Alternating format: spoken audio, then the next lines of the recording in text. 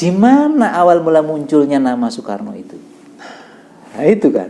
Jadi orang yang begitu besar. Karena awalnya namanya bukan Soekarno ya? Awalnya namanya bukan Soekarno. Dan itu berawal dari dalam pojok. Sampai teks proklamasi pun Soekarno. Dan ini yang akan dikenal selama Indonesia masih ada.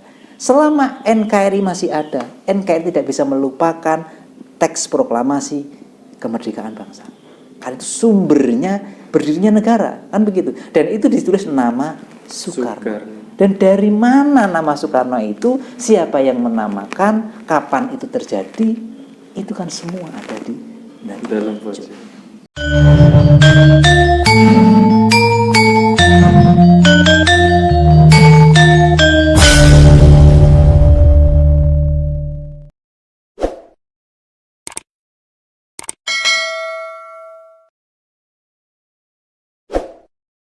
Assalamualaikum Pak Gus.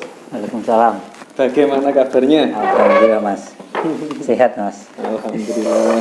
Jadi gini, kemarin kan saya sempat berbincang dengan panjenengan tentang dalam pojok ini. Nah itu kebetulan ternyata dulu pas kualitas video saya itu masih jelek Pak Gus.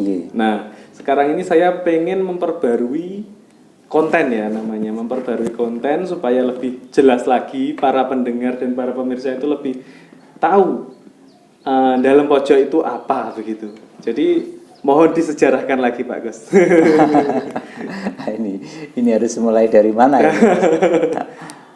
Jadi gimana? Monggo.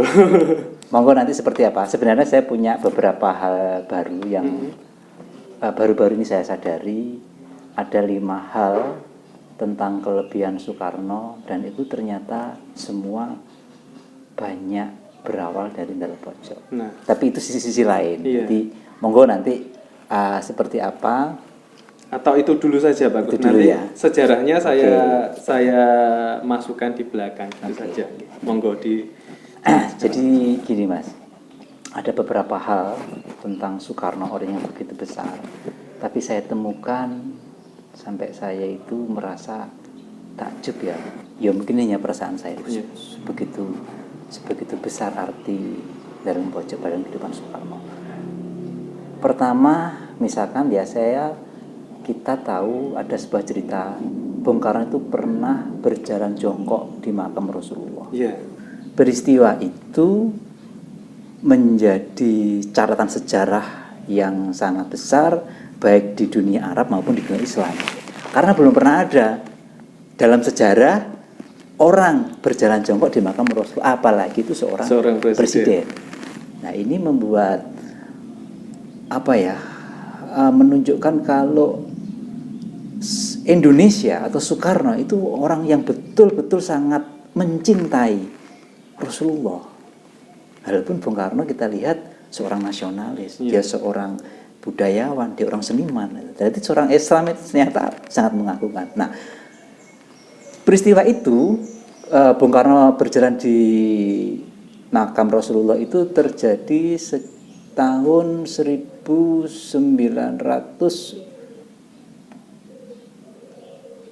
sekian gitu ya. Sekitar 62 kalau nggak 61, saya lupa. Nah, intinya ingin saya ceritakan bahwa itu berawal dari cerita yang di dalam pojok. Pada tahun 1946 setelah Bung Karno diangkat jadi presiden, Bung Karno itu langsung datang ke dalam pojok. Walaupun agenda kunjungan itu sempat tertunda 2 kali. Kunjungan 2 kali yang tertunda itu adalah kunjungan secara kekeluargaan. Namun karena ada peristiwa, akhirnya Bung Karno berkunjung resmi sebagai presiden ke dalam pojok ini dengan membawa pengawalan ketat, dengan membawa beberapa pejabat negara untuk berkunjung ke sini. Nah, dalam kunjungannya itu beliau datang ke sini itu sekitar sore hari. Beliau mengendarakan sebuah mobil sedan warna putih dengan dikawal, gitu. Kemudian beliau bermalam, paginya itu ziarah makam. Nanti soal kunjungannya ini menjadi cerita sendiri. Saya hanya ingin fokus kepada 5 tadi ya. 5 yang terutama yang berjalan jongkok. Nah, ketika pagi itu beliau berkunjung ke makam, itu beliau disaksikan orang banyak. Dan orang nggak bisa ngitung gitu, karena orang sudah berjejal-jejal. Iya, ribuan orang sampai ada protokoler gitu. Nah, termasuk ada pagar betis. Jadi Bung Karno itu mau masuk Sarian itu pagar betis. Begitu ditunjukkan orang sebegitu banyak, baru masuk di gapura makam, Bung Karno itu jongkok, kemudian menyembah. Kemudian sepatunya dilepas. Setelah itu dari pintu gerbang itu ke pusara, beliau berjalan jongkok. Sampai di pusara, beliau itu menyembah lagi, kemudian berdoa, kemudian mundur lagi. Itu pun masih berjalan. Jalannya mundur. Jalannya mundur. Saat pulangnya itu. Betul, jalannya mundur. Salah satu saksi yang menyaksikan itu namanya Mbah Lim. Sekarang orangnya masih ada, bisa ditanya. Beliau menyaksikan ketika itu masih kecil. Sebagian orang menyaksikan itu sampai naik pohon kelapa, hanya ingin tahu Soekarno itu dari kejauhan. Nah, yang kita jadi pertanyaan pertama itu sangat mengagetkan. Artinya orang kan banyak ini siapa? Yeah. Kok sebegitunya Soekarno itu? Yang pertama, yang kedua, ini presiden dan Soekarno tidak malu berkunjung ke makamnya Raden Mas Panji Sumatmojo dan Raden Mendung, Raden Panji Sumasewoyo itu dengan seperti itu. Itu terjadi pada tahun 1946.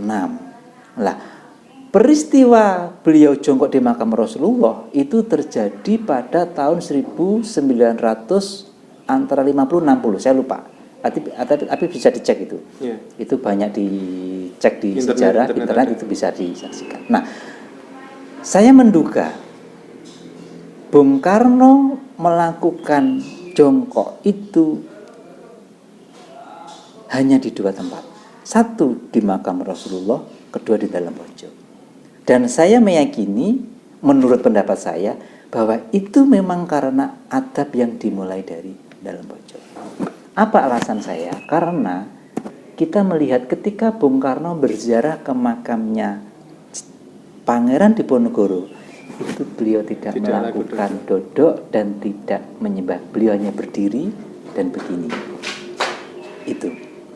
Begitu juga informasi yang saya terima dari keluarga kami, ketika beliau berkunjung ke makam ibunya pun Bung Karno menyembah, tapi tidak berjalan jongkok sejak masuk pintu gerbang. Laku dodok gitu ya. Laku dodok tidak dilakukan. Cuma itu beliau menyembah iya. Dan mohon maaf, kita bisa melihat bagaimana putra-putrinya Bung Karno. Ketika berkunjung ke makam Bung Karno, ataupun berkunjung ke makamnya eyangnya yang ada di, apakah putra-putrinya Bung Karno itu berjalan jongkok semenjak di pintu gerbang, kemudian melapas alas kaki, kemudian berjalan dan menyembah? Saya tidak melihat. Tapi mohon maaf, ketika beliau berkunjung ke sini, putra-putri Bung Karno melakukan itu. Melakukan itu. Iya, iya.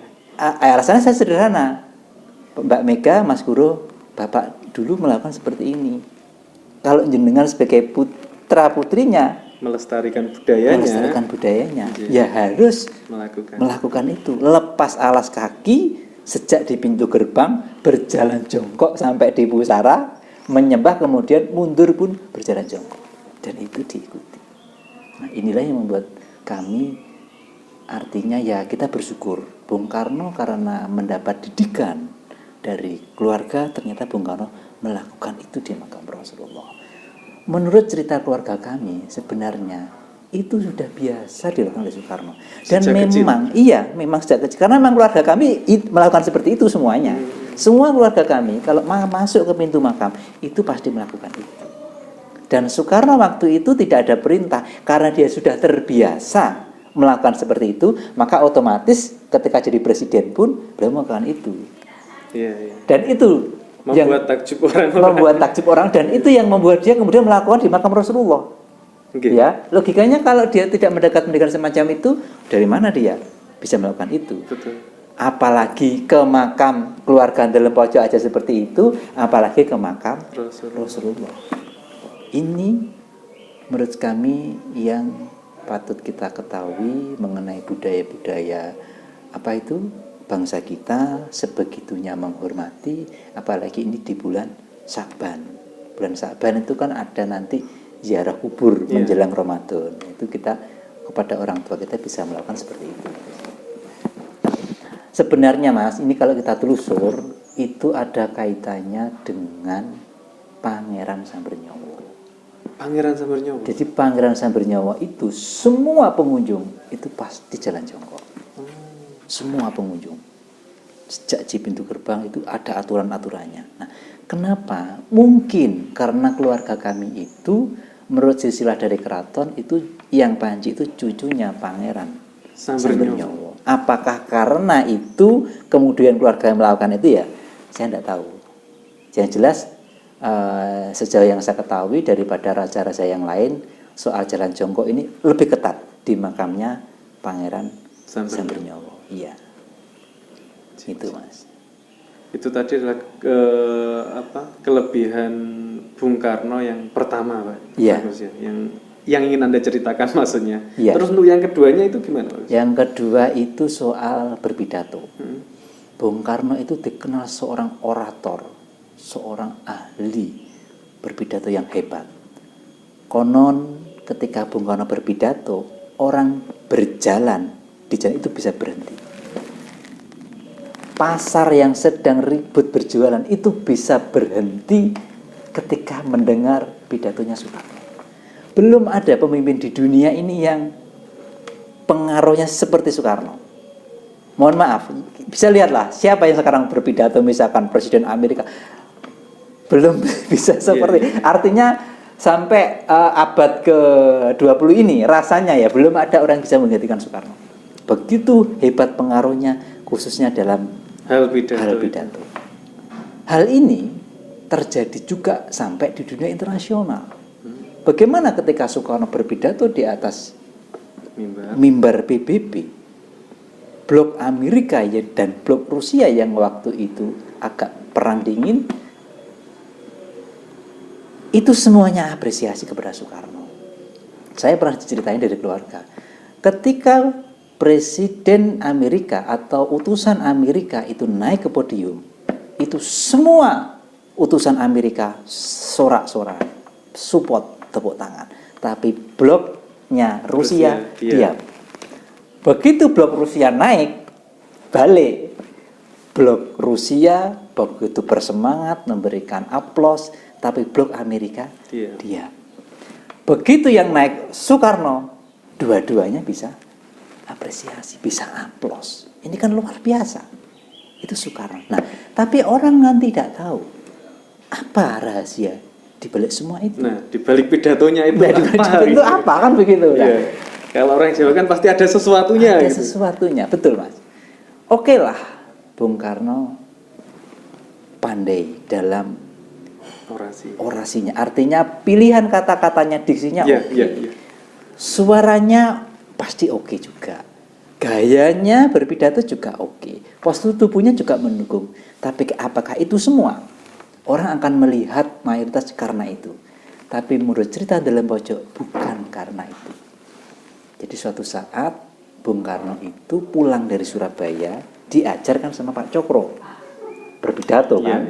Dia mengatakan kalau Pak Cokro itu pidatonya terlalu slow lah, terlalu kurang bersemangat kan, makanya Bung Karno berlatih. Nah, suatu saat ketika masih muda, Bung Karno berlatih di depan situ Mas, di bawah pohon beringin. Iya, ada monumennya situ. Ada monumennya. Dulu itu pohon beringin itu lubang kayak seperti gua.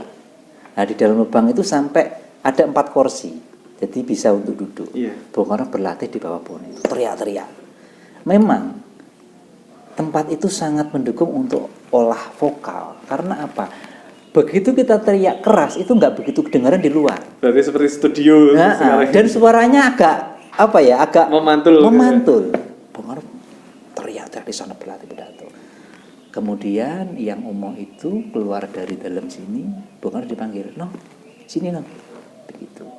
Bung Karno dikatakan bahasa Jawanya, "Kowe apa pengen dadi wong sing ahli pidato?"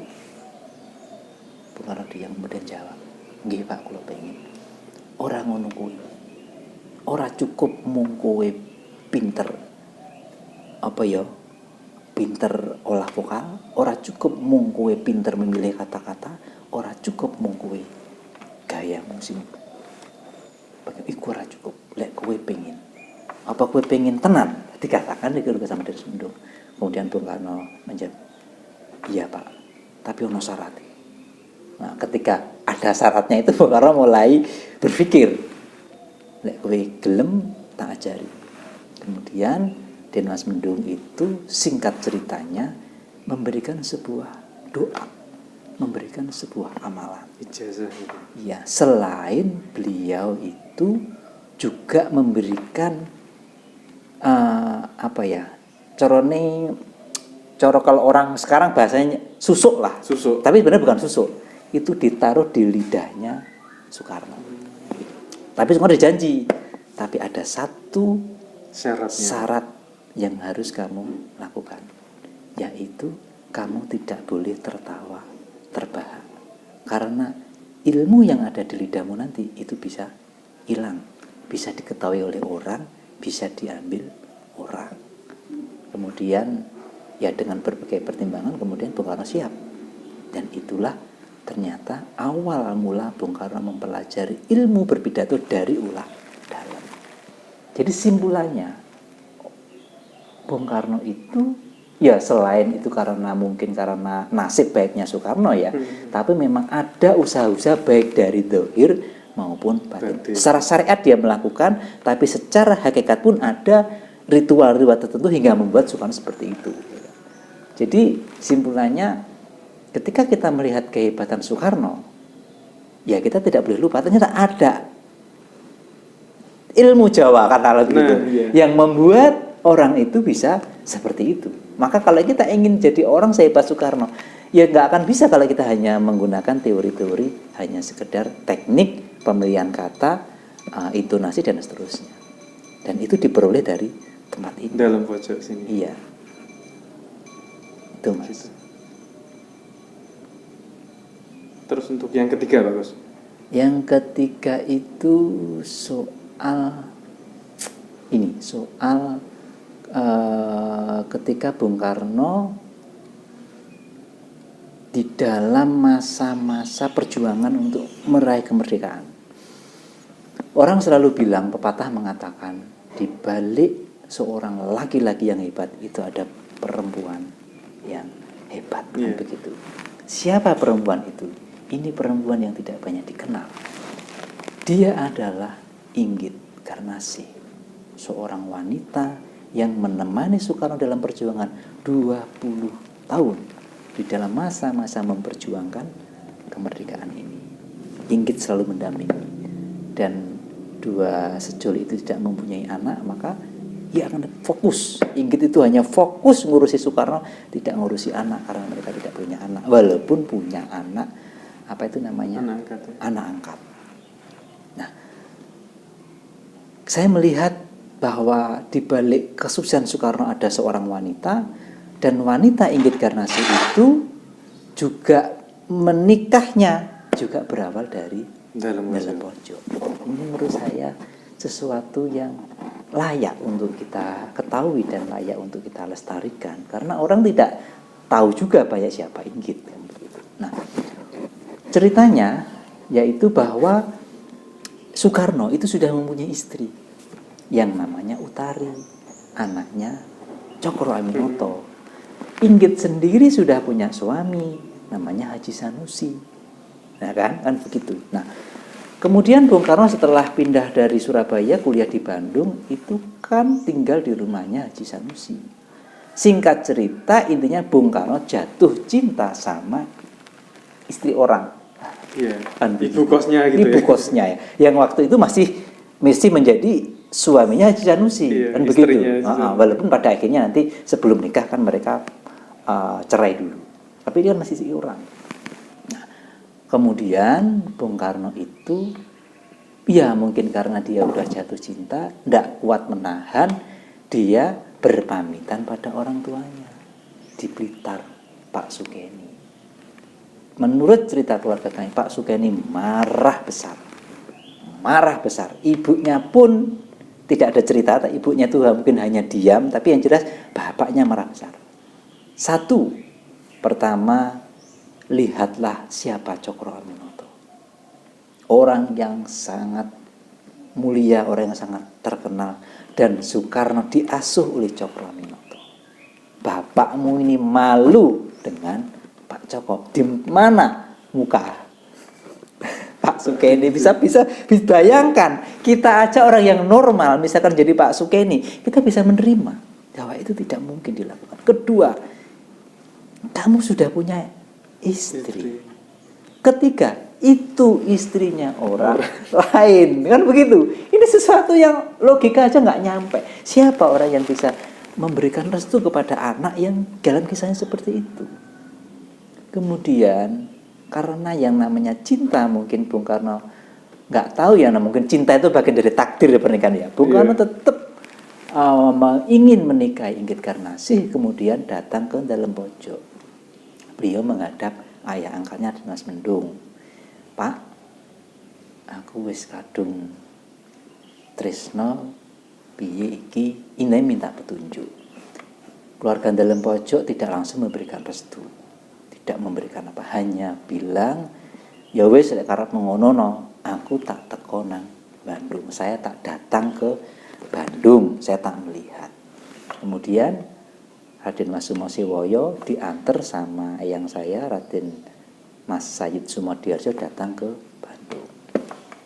Di Bandung itu yang Omo tidak sare, kemudian beliau itu tirakat, meditasi. Beliau melihat di dalam isarohnya itu ada sebuah cahaya, yang mana cahaya ini adalah Raja Lombok. Beliau melihat Raja Lombok itu masuk ke rumahnya Inggit Garnasih. Nah, dari isaroh itu keluarga Datuk meyakini ini baik. Kemudian bilang kepada Soekarno, lanjutkan no, aku sih tanggung jawab, rabiun.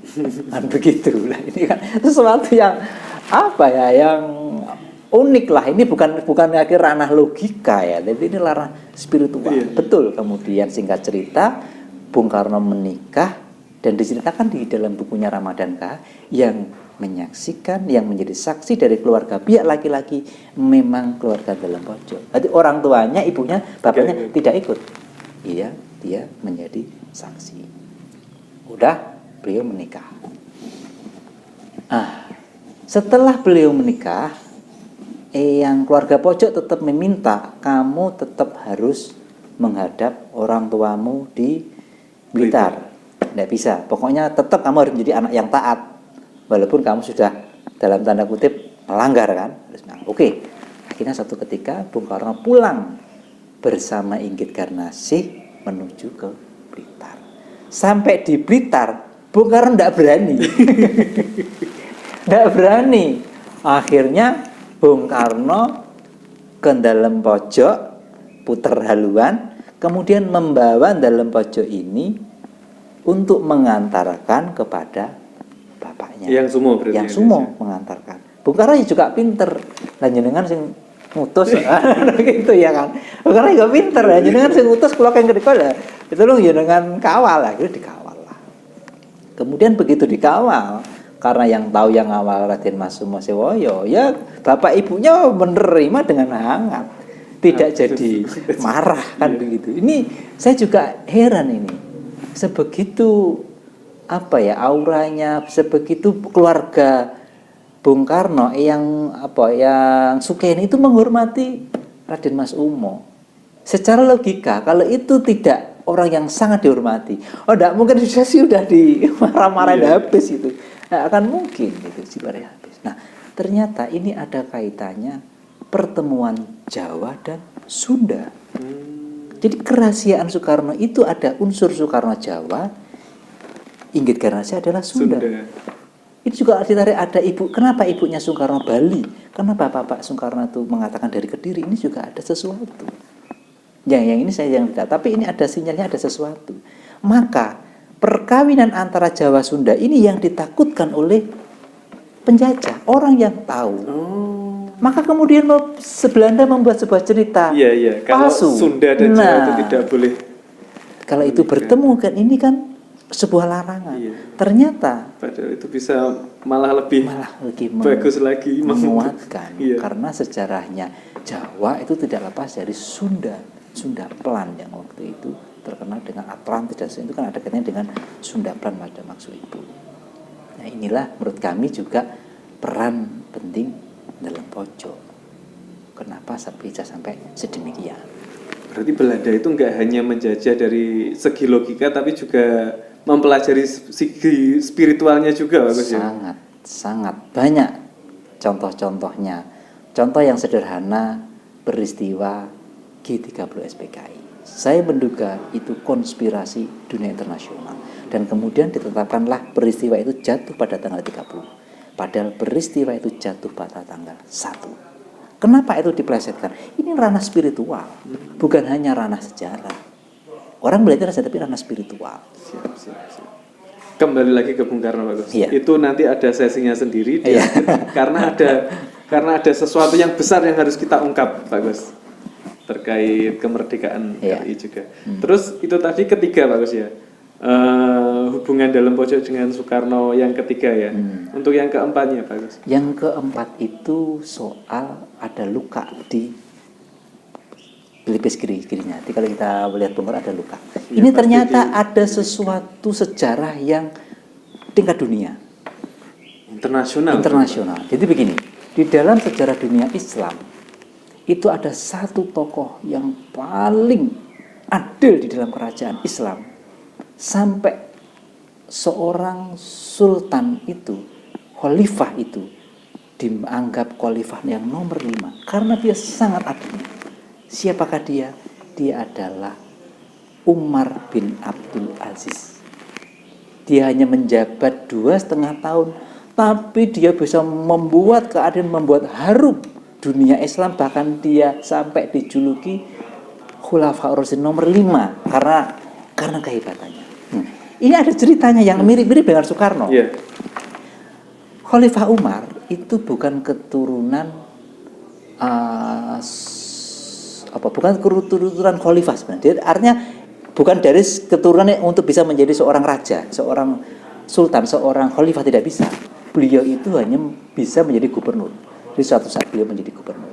Nah, ketika bapaknya itu meninggalnya namanya Marwan, itu seorang khalifah, meninggal rajanya itu sebelum Umar itu, ya. Jadi Umar itu menjadi gubernur. Ketika khalifahnya yang sebelumnya dia itu meninggal, itu kalau nggak salah pamannya, Khalifah Umar itu dipaksa untuk menjadi khalifah gubernur itu. Dia tidak mau, dia dipaksa. Takluknya Khalifah Umar, kenapa dia mau? Itu hanya satu kata. Ternyata ada wasiat dari eyangnya bahwa besok kalau ada keturunan saya yang ada luka di pelipisnya, angkatlah dia menjadi seorang khalifah, kan dia akan menjadi khalifah yang sangat adil. Jadi kenapa Umar bin Abdul Aziz ini bisa menjadi khalifah? Karena ada lukanya, dan itu wasiat dari leluhur. Nah, luka itu kalau kita pikir mirip dengan Soekarno. Artinya ingin saya sampaikan, ya ini analisa. Khalifah Umar bin Abdul Aziz bisa menjadi seorang yang besar dengan ciri-ciri ada lukanya. Karena dia diangkat karena luka, bukan karena yang lain, kan begitu. Kemudian dia nggak bisa mengelak. Nah, Soekarno itu juga seorang pemimpin kelas dunia, dan itu juga ada lukanya. Nah, ini kayaknya luka itu ada simbol apa, saya tidak tahu ya, baik Soekarno maupun Khalifah Umar. Nah, kalau kita bicara luka, Soekarno lukanya itu juga dari dalam pojok. Karena dia bermain, dia jatuh, dia ada luka, dan tempatnya jatuhnya masih ada. Dan itu dari dalam pojok. Nah, ini menurut saya, ini juga sesuatu yang harus kita ketahui, yang sesuatu mengenai luka terkait dengan dunia Islam, terkait dengan Soekarno. Soekarno juga seorang muslim, yang tadi saya katakan seorang muslim tasawuf. Luar biasa. Terus akhirnya tadi ditutupin sama pecinya yang selalu miring itu ya, lukanya. Betul. Berarti kalau sejarah lukanya sendiri itu didapatkan usia berapa, Pak Gus? Kalau jenengan? Kalau menurut cerita keluarga kami itu masih kecil. Bung Karno itu kisaran usia 2 tahun. 2 tahunan ya. Jadi ketika berlari-lari itu, ya, ketika beliau membawa sesuatu itu malah dikejar, jatuh, ada lukanya itu. Nah, ada di shootingan itu ketika tua itu lukanya makin kelihatan jelas. Masih ada. Masih kelihatan. Jadi ada saya pernah lihat di YouTube itu. Ada teman yang waktu yang ngirimi, ini loh Mas lukanya Bung Karno, kemudian saya ditunjukkan di detik sekian itu kelihatan lukanya ketika Bung Karno diusir dari istana. Jadi ketika pakai kaos putih, pakai kaos oblong, Bung Karno kan diusir dari istana. Dia nggak pakai peci ya, kemudian dia bilang kepada wartawan itu di shoot shooting itu kelihatan lukanya. Itu sangat jelas itu.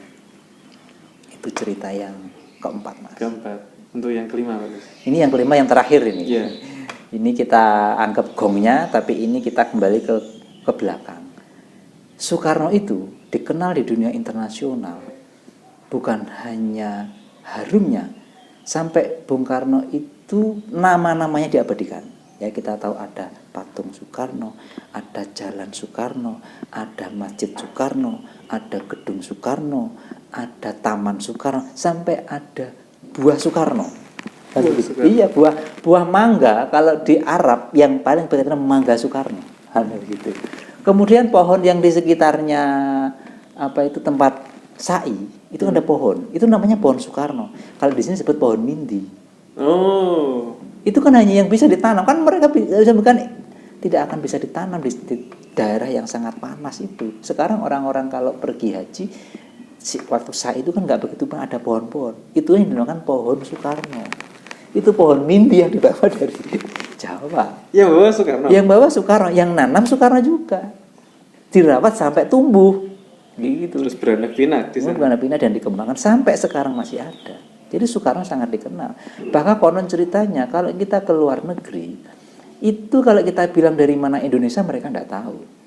Yang ditahu di luar negeri yang terkenal ada dua. Pertama adalah Bali, yang kedua adalah Soekarno. Ketika kita ngomong kita orang dekat dari Bali, orang luar negeri tahu. Apalagi ketika Soekarno, orang sangat tahu. Begitu Soekarno digabung. Nah, pertanyaannya ada dua. Di mana awal mula munculnya nama Soekarno itu? Nah, itu kan. Jadi orang yang begitu besar. Karena awalnya namanya bukan Soekarno. Awalnya namanya bukan Soekarno. Dan itu berawal dari dalam pojok sampai teks proklamasi pun Soekarno. Dan ini yang akan dikenal selama Indonesia masih ada. Selama NKRI masih ada, NKRI tidak bisa melupakan teks proklamasi kemerdekaan bangsa. Karena itu sumbernya berdirinya negara, kan begitu. Dan itu ditulis nama Soekarno. Dan dari mana nama Soekarno itu, siapa yang menamakan, kapan itu terjadi, itu kan semua ada di dalam pojok. Gitu. Dan ini ada kaitannya Mas dengan Soekarno yang mendunia. Ini bisa kita anggap ke-6 atau masih terkait dengan 2. Jadi begini, mengapa Soekarno itu bisa menjadi pemimpin besar? Sebenarnya Mas, di dalam aturan-aturan orang Jawa, atau Soekarno sendiri mengatakan, orang besar itu harus berawal dari cita-cita besar. Maka Bung Karno mengatakan, gantungkan cita-citamu setinggi langit, jika engkau jatuh, engkau akan jatuh di antara bintang-bintang. Bung Karno itu sejak kecil cita-citanya dunia Mas. Jadi bukan berarti Bung Karno itu tidak punya cita-cita besar. Sudah ada. Dan cita-cita itu ditanamkan oleh keluarga dalam pojok. Begitu Bung Karno diganti nama, Eyang Panji bilang, Titenono bocah iki bakal jadi kembangi jagat. Ini adalah doa, ini adalah sabdo, ini adalah cita-cita awal bahwa Bung Karno itu awal sejak saat itu cita-citanya sudah dunia. Kembang jagat ini kan dunia. Memang internasional. Nah, ini kan yang tidak banyak kita itu kalau punya anak kadang-kadang kan pinginnya punya anak jadi dokter, ini jadi pilot. Itu kan cita-cita yang tidak skupnya ya mungkin hanya untuk dirinya, hanya untuk keluarganya. Lah Bung Karno mengatakan bukan hanya untuk keluarga, bukan untuk masyarakat, tapi untuk bangsa, bahkan untuk dunia. Ini yang harus kita ungkap. Jadi Kalau kita ingin menciptakan generasi-generasi besar mempunyai jiwa-jiwa seperti Soekarno, ayolah anak-anak kita itu mulai kita doakan, mulai kita ajari memiliki cita-cita yang besar gitu loh. Jadi kalau cita-cita kita itu internasional, ya jatuh-jatuhnya nasional. Gitu. Kalau cita-cita kita internasional, harapan kita ini nanti ya lokal lah minimal kan begitu. Lah kalau cita-cita lokal, ya bagaimana? Lah ini ternyata teori-teori. Maka kemudian Bung Karno mengatakan gantungkan cita-cita setinggi langit berarti cita-cita yang tingkat internasional. Karena bangsa kita memungkinkan untuk menjadi bangsa besar, bangsa sebagai mercusuar dunia, mercusuar perdamaian dunia. Itu. Berarti itu tadi terkait hubungan dalam pojok dengan keistimewaannya Bung Karno tadi. Betul. 5 tadi Pak. 5. Dan itu termasuk keistimewaan yang paling istimewa, nggak ada lagi. Yeah. Kan? Soal namanya nggak ada lagi. Soekarno hebat di bidang namanya, sangat terkenal. Yeah. Kedua soal pidatonya, dia dikenal seorang ahli pidato. Kemudian soal apa ya, dia terkenal pakai songkok miring. Itu kan songkok itu kan menjadi simbolnya bangsa Indonesia di dunia internasional. Betul, juga betul. Kan begitu. Itu juga dari dalam pojok. Dan semua itu berawal dari cita-cita sabdonya orang tua kepada Soekarno. Ya ini yang bisa kita ambil pelajarannya, Mas. Nah, untuk terkait siapakah sebenarnya yang ada di dalam pojok yang membesarkan Soekarno, yang mendidik Soekarno dan juga yang menjadi ayah angkat Soekarno, itu kan menjadi misteri besar Pak Gus ya. Nah itu tadi mohon dijelaskan Pak Gus, siapakah beliau itu supaya terkenal juga di dunia. Ya, saya rasa Soekarno itu mempunyai banyak guru dan dia belajar kepada semua orang. Soekarno belajar kepada Marhain, ya kan? Ya. Soekarno belajar kepada Sarina tentang bagaimana wanita. Soekarno belajar kepada penderitaan rakyat melalui Marhain. Soekarno belajar kepada Pak Cokro tentang politik. Tapi di mana Soekarno belajar spiritual? Artinya bahwa ini adalah kumpulan dari semua ilmu yang saling melengkapi, saling mendukung. Menurut saya begitu. Iya. Begitu. Nah, kalau saya melihat tonggaknya tetap dari prediksi saya ya, dari nama dan cita-cita. Itu tonggak awal dulu. Jadi semua yang terjadi kehidupan manusia itu berawal dari cita-cita atau kemauan. Itulah kemudian kata-kata itu sampai diabadikan oleh Soekarno dan diabadikan oleh bangsa Indonesia menjadi satu-satunya dokumen yang tidak bisa dirubah. Di Indonesia itu ada satu dokumen yang tidak berubah. Semua dokumen boleh dirubah. Maksud saya, keputusan presiden bisa berubah, TAP MPR bisa berubah, apalagi hanya keputusan menteri, peraturan semua. Satu-satu yang tidak bisa dirubah, kalau kita sepakat dengan hanya satu, yaitu pembukaan Undang-Undang Dasar 45. Pembukaan itu tidak boleh dirubah. Kalau undang-undangnya pun, ya katanya sekarang sudah direvisi. Ada yang bilang direvisi, ada yang bilang diamandemen, ada yang bilang diganti. Karena amandemen itu, ada yang bilang alih bahasanya sebenarnya diganti. Ya supaya tidak kelihatan frontal kita pakai istilah biar aman. Biar aman. Itu kan begitu. Nah, di dalam undang-undang itu dikatakan atas berkat rahmat Allah yang Maha Kuasa dan dengan didorongkan oleh keinginan luhur. Jadi semua yang terjadi itu awalnya dari keinginan luhur. Ini diteliti oleh para filosof, Mas. Orang pingin bisa terbang. Dari mana awalnya?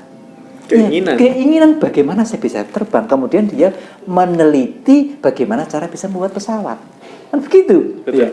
Orang ingin membuat handphone. Itu awalnya dia kan bercita-cita, andaikan kita bisa berkomunikasi jarak jauh ya, gimana caranya? Kan dia akan mencoba eksperimen kan begitu. Itu semua itu berawal yang namanya dari keinginan.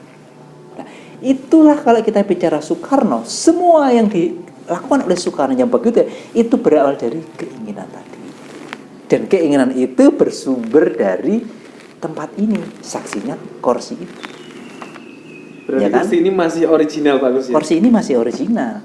Kursi Sabto Sabdo, soal Soekarno, hingga munculnya cita. Jadi kalau saya melihat karena ucapannya Yang Panji yang masuk pada jiwa Soekarno, ketika masih direkam oleh jiwanya, maka tumbuhlah dalam jiwa Soekarno cita-cita tingkat dunia. Betul, betul. Coba Mas bayangkan, Indonesia itu baru saja merdeka loh Mas. Lah kok pengen membuat konferensi Asia Afrika? Ada masuk akal. Kita masih dalam keadaan compang-camping. Iya. Sejarahnya waktu kan ditertawakan. Asia Afrika itu mau disediakan di India. Mereka enggak, Indonesia itu masih punya apa? Kok mau menjadikan konferensi Asia Afrika tingkat dunia? Tapi Soekarno bercita-cita besar. Ya, itu kan kebesaran jiwa Soekarno. Ada benang halusnya lah pokoknya dengan benang peristiwa merahnya. itu. Jadi gini, untuk nama Soekarno sendiri kan sebenarnya bukan Soekarno ya, Kusno ya dulunya. Jadi nama Soekarno ini diberikan oleh Raden Mas Sumosirwoyo. Dan itu pemberiannya di sini. Pemberiannya di sini. Pemberiannya di sini dan Disabdo oleh Yang Panji. Jadi setelah bareng. Arti kan selamatan dulu. Jadi itu singkat cerita ya, dulu karena sakit, kemudian diobati, dibawa pulang ke sini ya, di kamar sini, gitu, di kamar sebelah sini bersama orang tuanya. Kemudian Dinas Mendung itu menyarankan berdasarkan spiritualnya anak ini harus diganti nama. Kemudian dia menyarankan namanya Soekarno. Jadi yang menyarankan nama Soekarno itu adalah Raden Mas Mendung, RM Sumosirwoyo. Nah, kemudian setelah diterima oleh bapaknya, diadakan selamatan. Nah, ketika setelah selamatan itu kan Bung Karno digendong sama bapaknya, ditunjukkan sama Eyang Panji di kursi ini. Tapi kursinya bukan di sini dulu, tanya di belakang. Iya. Nah, ketika ditunjukkan itulah, ya kan, ketika Bung Karno dituntun, ditunjukkan yang istrinya Nyempang Yun Pangestu lah nama baru. Yang Panji itu nyabdo itu tadi. Bocah ini bakal jadi kembangin jagat itu dia. Mantap. Itu. Ini sebenarnya itu terjadi di sini di dalam pojok. Terjadi di dalam pojok. Ini kan menjadi awalnya awal. Iya. Dan ini menjadi awal-awalnya kalau kita ingin membangun Indonesia, ya bangunlah dari kemauan yang baik. Dan ini kalau ditarik Mas, ini memang ada kaitannya dengan filosofi Jawa. Raja-raja Jawa itu namanya, kenapa dia Mangku Buwono, Paku Buwono. Itu semuanya terkait jagat. Jadi ajaran-ajaran leluhur kita itu ajaran-ajaran yang universal. Kita bukan hanya ingin mangku tanah air kita Indonesia, tapi kita ingin memangku bumi, bawono, dunia, kan begitu. Nah ini ajaran yang harus kita kembalikan, edukasi kepada anak-anak kita, pada bangsa ini. Ayo kita berpikir untuk perdamaian dunia. Sementara gitu dulu Pak Kus tentang terkait 5 sesuatu yang spesial dengan Bung Karno dan juga hubungannya dengan dalam pojok. Oke, lain waktu disambung lagi karena kita mau sholat dulu. Oke, terima kasih Mas. Assalamualaikum. Assalamualaikum. Terima kasih. Mohon maaf.